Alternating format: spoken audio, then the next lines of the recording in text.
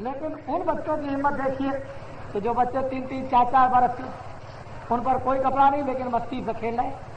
हम तो ये कहेंगे कि साधु महात्माओं में भी ये मस्ती नहीं जो उन बच्चों में मस्ती थी। ये हमको देखने को मिला, इधर खेल रहे हैं, शाम हो गई तो थोड़ी सी कुछ लकड़ी बीन रहे, लेकिन नंगे में लकड़ी बीन रहे बैठे हुए अपने। क्या महात्मा मतलब है, तपस्या ऐसी करेंगे। वो बच्चे 3-3, 4-4 बरस के भी ये दिखा रहे। तो बात यह है कि जो आदमी लेकर के गया है उस आदमी को तो अपने बच्चों के लिए चिंता रहेगी, चाहे वो किसी तरह से भी हो, कुछ ना कुछ फिक्र तो रहेगा, इसमें तो कोई संदेह नहीं। ये मैं जरूर जानता हूँ कि माँ के अगर 10 बच्चे हैं तो वैसे तो माँ की प्रीत और स्नेह तो सब बच्चों पर होता है, इसमें कोई शक नहीं है। लेकिन कोई इधर उधर भी बच्चा एक आध लुढ़क जाया करता है, कभी घर से बाहर चला गया, समय बेसमय आया, घर में बैठ करके चिंता करती है, और कभी ऐसा भी हो जाता है रोटी कुत्ता खा गया नहीं बची, तो कभी कभी रात को सोना भी पड़ता है। उस बच्चे को रोग आकर के सो गया, फिर उसने कहा कि भाई तुमको समय से आना चाहिए था, तुम कहाँ रहे, तो ऐसा भी हो जाता है। तो इसलिए बच्चों की तरह से देख रेख हमेशा महात्मा करते रहे, करते हैं और करते रहेंगे। ये बड़े अनुभव हरिद्वार वासियों को मिले, वहां के निवासियों को, और इसमें कोई संदेह नहीं है कि हरिद्वार वासियों ने खूब प्रेम दिखाया। ये सारे यात्रियों को मालूम हुआ, छोटे बड़े साथ एक तरफ से, यानी जैसा कि मतलब ये है कि जैसी गंगा जी बह रही थी ऐसे ही स्नेह बहने लगा। अगर ऐसा ही स्नेह दुनिया में बहने लगे तो सारा हिंदुस्तान बदल जाएगा।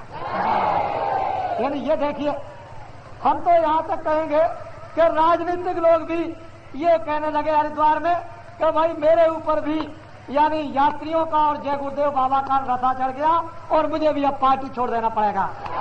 यहाँ तक अब बताओ, तुमने अभी तक पार्टी में क्या अभी कर लिया? पार्टी में क्या मिला?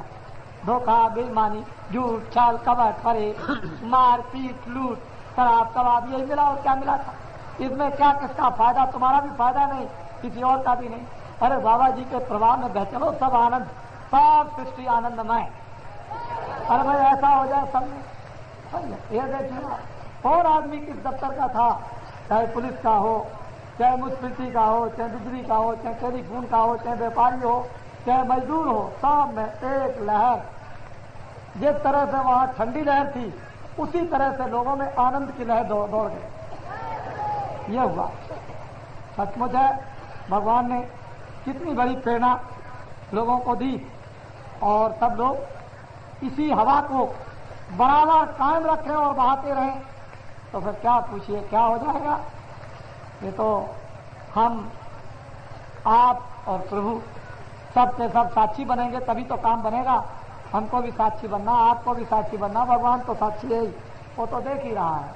इसलिए अब ये एक नया स्रोत आपके 73 से हरिद्वार से, जैसा कि आपको कहा गया था कि भाई ऐसा कार्यक्रम होगा जो अभी तक इतिहास में 5000 वर्ष के अंदर तो हुआ नहीं, एक आदमी के साथ। वैसे जो कोई होता होगा, हमने उसको देखा नहीं, सुना भी नहीं, लेकिन जो देखा और जो सुना उसमें ये देखा है अब तो कुछ परिवर्तन सामने आया, नजर आया। और ये महिमा संतों और महात्माओं की कितनी उच्च कोट की, और जीवों के लिए कितना उच्च कोट मार्ग सुगम सरल उन्होंने रखा।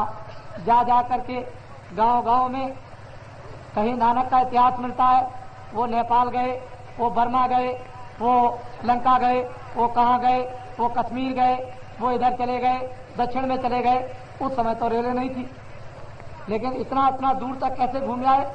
तो महात्माओं ने घूम घूम कर किस तरह से जीवों को सिखाया, जगाया, संस्कार डाले, मोड़ा, विचार दिया, तो ज्ञान दिया, सहायता की, कर्मों को साफ किया, सुरतों की सफाई की, मन की सफाई की, संसार को बताया, अपने देश को बतलाया, पहुंचाया। ये करते रहे उनके काम।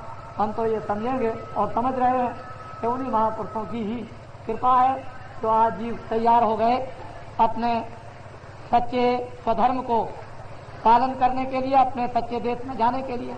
नहीं कहाँ कौन, अगर भगवान की बात कीजिए भजन की बात कीजिए तो 1000 गाली आज के इस साल के, और आपको 72 में मिली, आपको 71 में मिली, आपको 70 में मिली।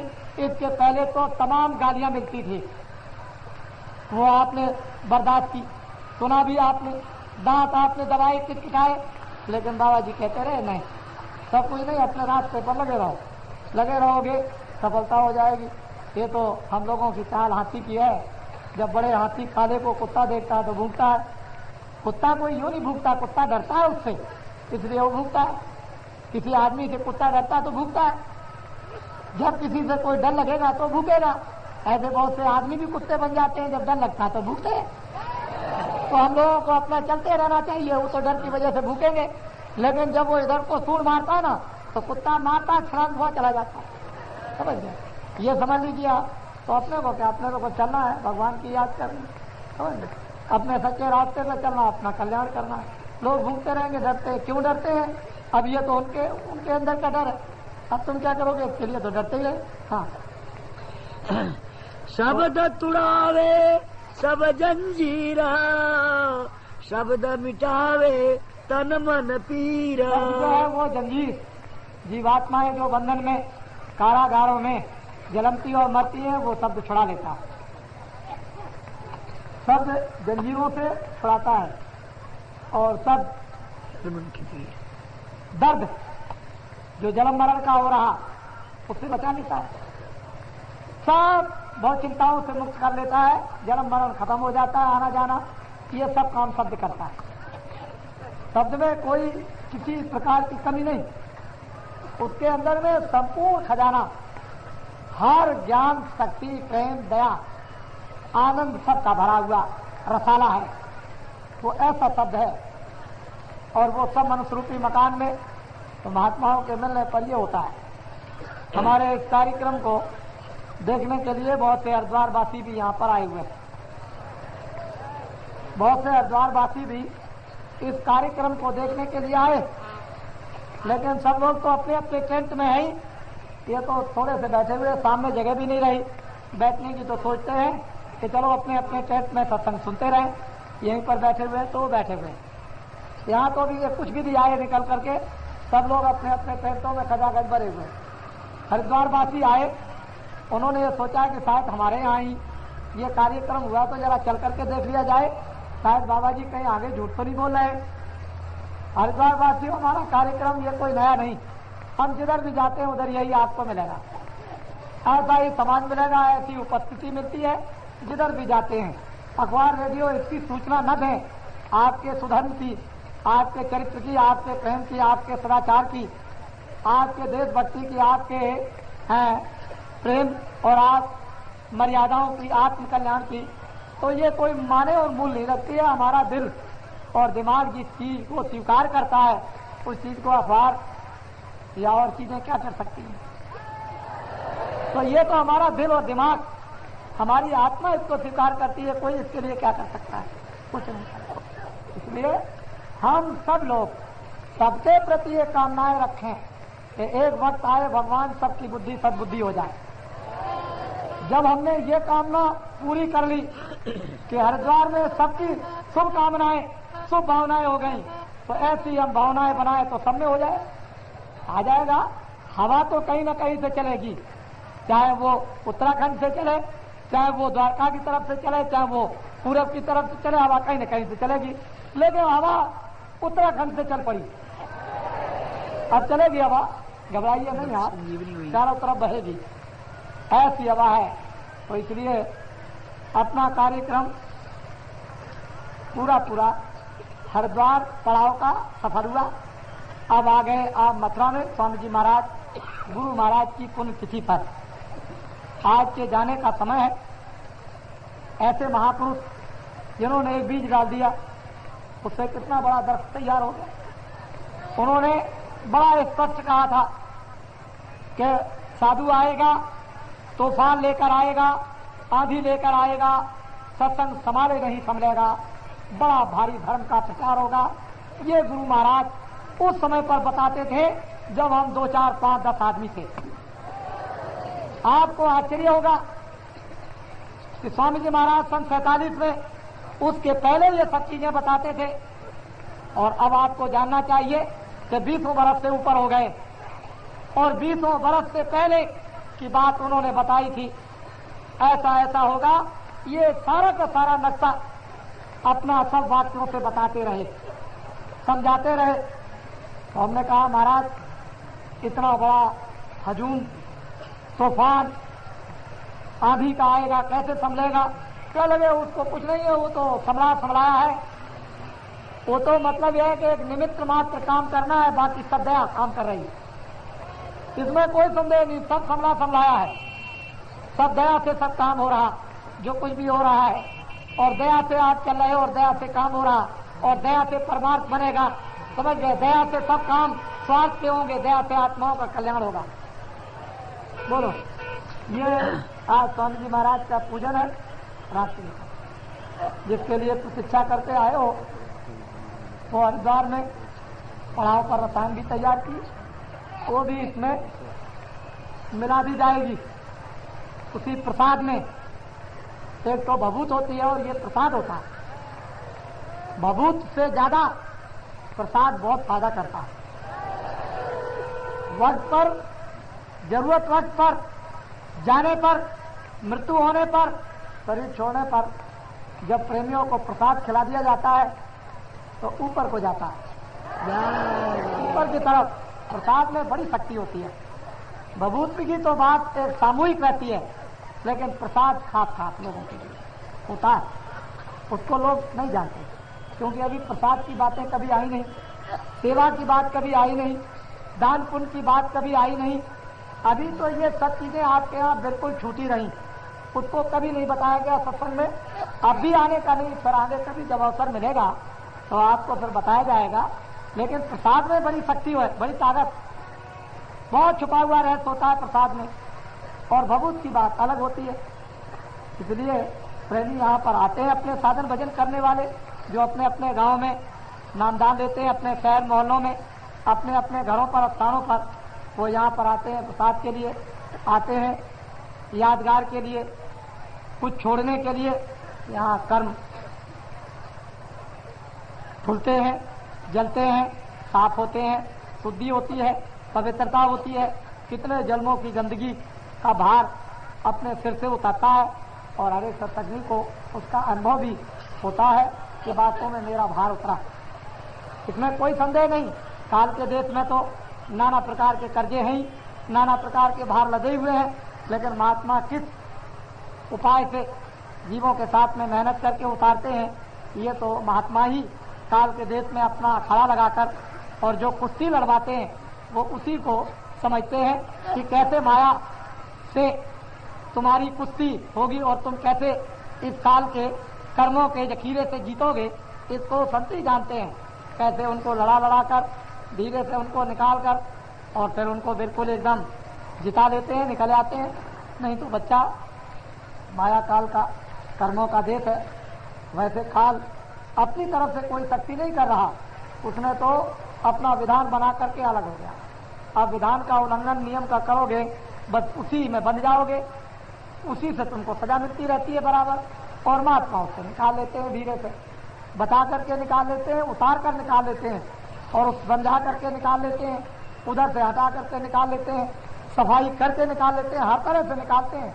तो ये अखाड़ा है, ये तो बड़े बड़ा अखाड़ा है। यहाँ तो बड़े बड़े लोग निकल नहीं सके, लेकिन फिर भी हम लोगों को ये अवसर मिल रहा है।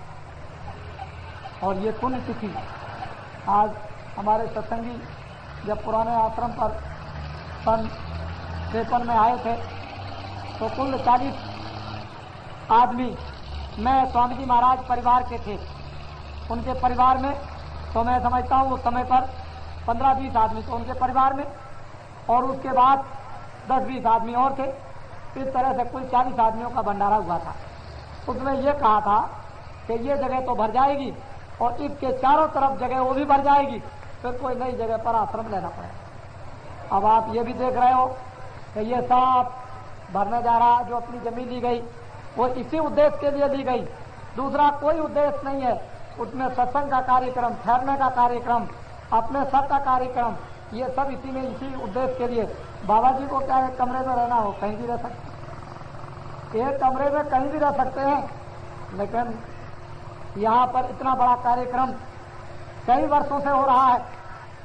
आश्चर्य की बात यह है कि अनजान अनसमझ से यहाँ लोगों ने जमीन एक्वायर करने के लिए नोटिस दे दिया। अब ये समझना चाहिए कि सार्वजनिक प्रजातंत्र जनता की जमीन और वो एक्वायर करने के लिए, तो ये गलती उनकी है। उनको ये पता नहीं है कि ये सब चीज जनता की है। जहाँ सार्वजनिक धार्मिक स्थान होता है वहाँ तो ये कभी हाथ फूल करके भी नहीं डालना चाहिए। उनको मालूम होना चाहिए कि इसमें कैसे कैसे बड़े बड़े अफसर, छोटे मोटे, सब तरह के आदमी इसमें बैठे हुए हैं। लेकिन हम कहते हैं ठीक है, देखते रहो कि क्या क्या होता है, अनुभव करते रहो क्या क्या होता है, उसको अनुभव कर लो, उसमें कोई बात नहीं है।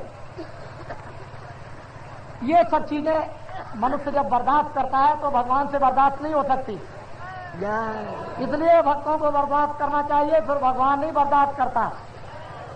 चीज असली ये है स्वामी जी महाराज कि इसमें उधर में माता जी की, उधर में किसकी, उधर में किसकी, ये सब जमीन समाज के लिए, माता जी की समाज के लिए, किसी समाज के लिए, सत्संग के लिए, ध्यान भजन के लिए, इसीलिए ये ली गई। और यहाँ लेने का कोई मतलब नहीं था। छोटा मोटा काम तो वहाँ कृष्णनगर में भी हो जाता, उसमें कोई बात नहीं थी। इसलिए ये जमीनें सब फेल हो रही हैं। हमको तो और भी जमीन 100-200 बीघा यदि मिल जाए तो वो भी आगे पूरी की पूरी भर दी जाएगी। ये तो अभी क्या इंतजाम, यहाँ न मालूम कितनी पुलिस और कितने अधिकारी इंतजाम करने के लिए आएंगे।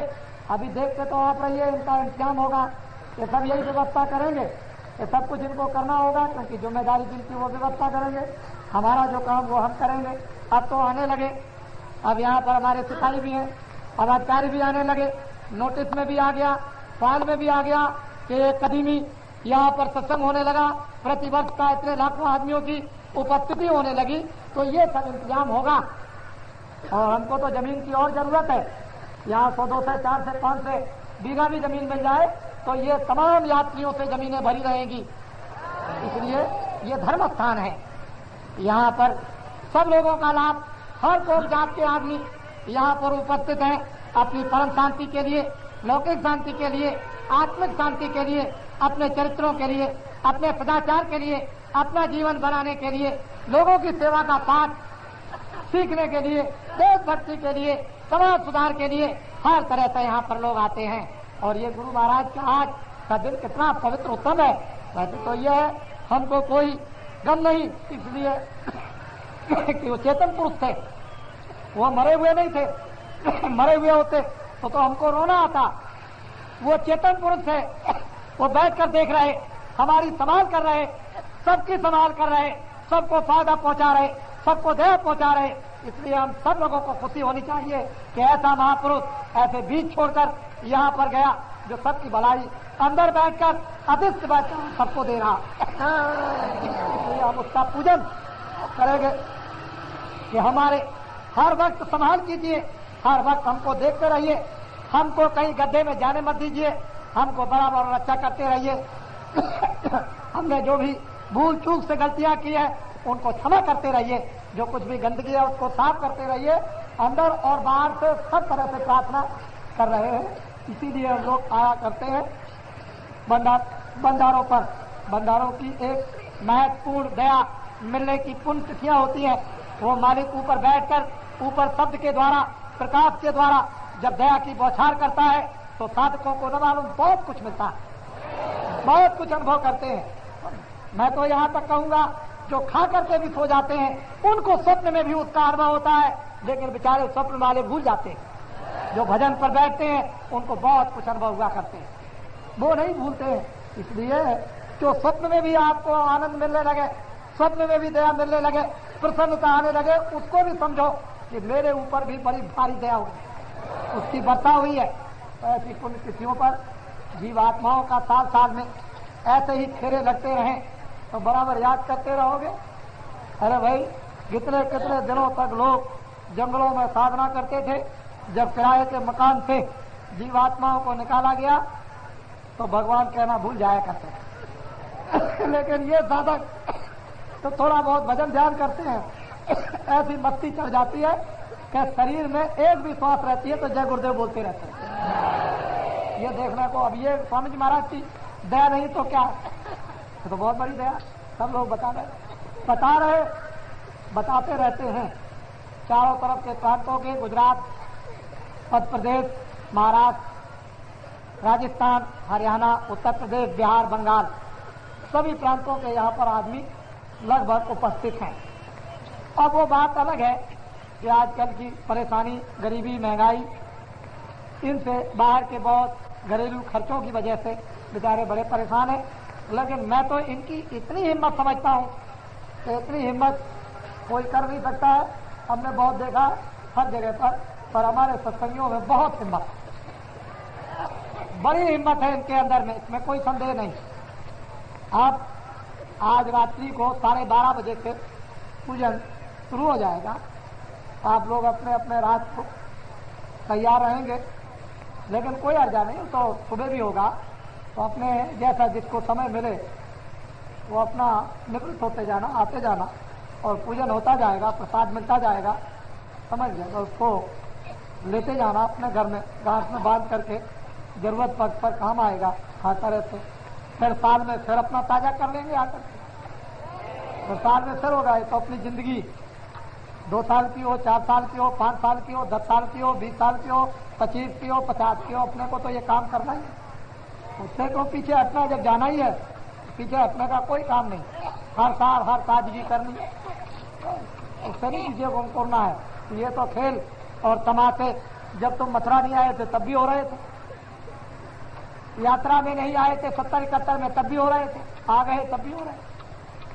अरे पहले तो न मालूम किस तरह से रहते थे, अब सुख में रहते हो, अब आनंद में रहते हो, सहारे में रहते हो, भगवान का भजन करते हो, अब मस्ती में रहते हो, याद करते हो, सेवा का समय मिलता है। ये तुम्हारे इतने भाई तैयार हो गए। अपने अपने भाइयों में जो गुरभाई बन जाते हैं उनमें सच्चाई होनी चाहिए, बिल्कुल सच्चा व्यवहार होना चाहिए, कपट का नहीं, शुद्ध सात्विक हो। कोई बात हो तो माफी मांगो, कोई चीज हो तो मांग लो, लेकिन अपने गुरभाइयों के साथ सत्य का बिल्कुल निष्कपट व्यवहार होना चाहिए, तो एक दूसरे को कोई तकलीफ नहीं। और जहां पर कपट भक्त कुछ काम ना आवे, कपट की भक्ति कुछ काम नहीं आती, मन सत्संगियों का उतर जाएगा, उस तरह से तुम क्या हो जाओ, इधर से भी तुम्हारा मन खराब हो जाएगा। तो जो कुछ भी थोड़ा करो, ज्यादा करो, सच्चा करो, थोड़ी भक्ति करो, ज्यादा करो, सच्ची करो और पक्की करो, कच्ची नहीं, बनावट की भक्ति दिखावे की नहीं। सत्संगियों में तो बिल्कुल निष्कपट काम होना चाहिए, बाहर की क्रिया निष्कपट, अंदर की क्रिया निष्कपट। तब प्रेमियों में हमेशा अचल प्रेम रहता है, क्योंकि अपने घर में चलना है, तो फिर यहाँ बाहर में इधर उधर से क्या होता है, सब लोग मिलजुल करके प्रेम के साथ में। तो आज ये महत्वपूर्ण आज की रात्रि का दिन है, अपना पूजन प्रारंभ हो जाएगा, उसको खूब विधिवत आप लोग अपना करते जाइए पूजन, और प्रसाद मिलता जाएगा अपने अपने स्थानों पर। जब पूजन हो जाए, प्रसाद मिल जाए, तो जा करके थोड़ा भजन पर वहां से हटने के बाद जरूर बैठेंगे। ये नहीं कि चले गए तो लेट गए, चाहे जितना भी मौका मिल जाए बैठ जाओ भजन पर, ध्यान पर बैठ जाओ, क्योंकि ये रात्रि का ऐसा होता है कि जैसे ही आप उधर से पूजन से आए और फौरन ध्यान लगाकर और भजन लगा करके बैठ गए, एकदम आकर खींच करके मन, बुद्धि और चित्त इधर से बिल्कुल भावनाओं को खींच करके दरवाजे पर लगाकर और बिल्कुल एकदम से बैठ गए। देखिए कैसा आनंद और किस तरह की दया उतरती है। ये है इसकी जरूरत और आवश्यकता। इसी में होशियारी साधक करते हैं, मजा आ जाता है, आनंद आ जाता है, काम बन जाता है। और यही बदहोशी करते हैं तो फिर मतलब ये है कि फिर वो आनंद नहीं ले पाते। बस यही बात रहती है। इसलिए ये काम करो, सत्संग आपको सीधा सरल सुनाया, सत्संग ही सुनने को मिला और कोई झगड़े वाली बात ही नहीं। अब की हरिद्वार में भी कोई झगड़े वाली बात नहीं, सत्संग ही मिला। यानी सत्संग भी लौकिक भी सत्संग, आध्यात्मिक सत्संग तो अपना राही तुरंत, और शब्द का ऊपर के स्थानों का, मंडलों का वो तो सत्संग रहा ही। नामदान भी मैं कोशिश करूंगा कि कल किसी न किसी टाइम पर नामदान हो जाए, ऐसी चेष्टा कर रहा हूं। लेकिन वो ऐलान हो जाएगा कि आ जाना नामदान के लिए, तो आप आ जाइएगा। उस व्यवस्था के अनुसार जो नामदान लेना चाहें वो लाउड स्पीकर की तरफ में ध्यान रखेंगे जब कहा जाए कि नामदान के लिए, चाहे इस प्लाट में या उस प्लाट में।